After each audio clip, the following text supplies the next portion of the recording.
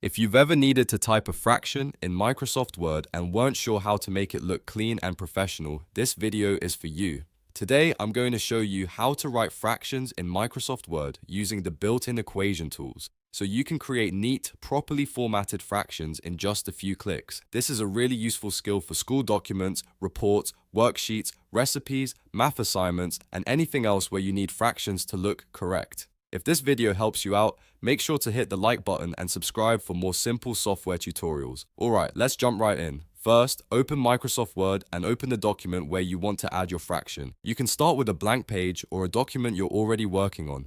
Once your document is open, look at the top of Word and click the Insert tab. This is where Word keeps tools for adding different kinds of content, including symbols, objects, tables, and equations. After clicking Insert, find the Equation option. In many versions of Word, you'll see it in the Symbols section on the right side of the ribbon. Click Equation, then choose Insert New Equation. This tells Word that you want to create a mathematical equation instead of typing ordinary text. Word will place an equation box into your document, and that's where the fraction will go. Once the equation box appears, you'll notice a new Equation tab or Equation Design tab showing up at the top. Click that tab if it's not already selected. This is where all the math formatting tools are located. From here, look for the Fraction button. When you click Fraction, Word will show you several different fraction styles you can choose from. You'll usually see options like a stacked fraction, a small fraction, a linear fraction, and other variations depending on your version of Word.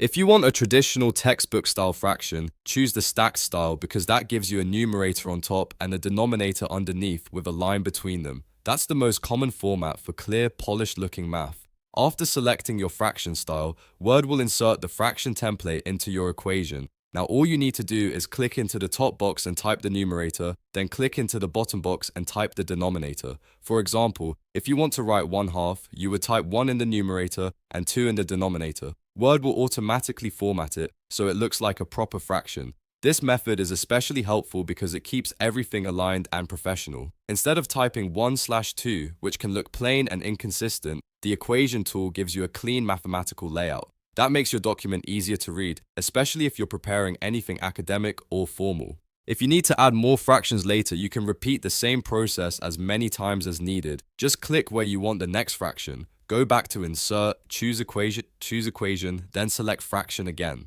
Once you get used to it, this becomes a very fast workflow, and if you're working on math-heavy documents, it can save a lot of time compared to manually trying to format fractions with regular text. One helpful tip is to make sure you're actually in the equation editor before typing your numbers. If you type outside the fraction boxes, Word may treat the numbers like normal text instead of part of the fraction. So always click directly inside the numerator and denominator boxes before entering your values. That keeps everything formatted correctly, and if you want to change the style later, you can click back on the fraction and adjust it from the Equation tab. Word gives you flexibility, so if you ever need a different layout for a different purpose, you can switch it without starting over. So that's how to write fractions in Microsoft Word using the Insert and Equation tools. It's quick, easy, and it gives you a much more polished result than typing fractions manually. If this tutorial was helpful, please give it a like, subscribe for more Microsoft Word tips, and let me know in the comments what software tutorial you want to see next. Thanks for watching, and I'll see you in the next video.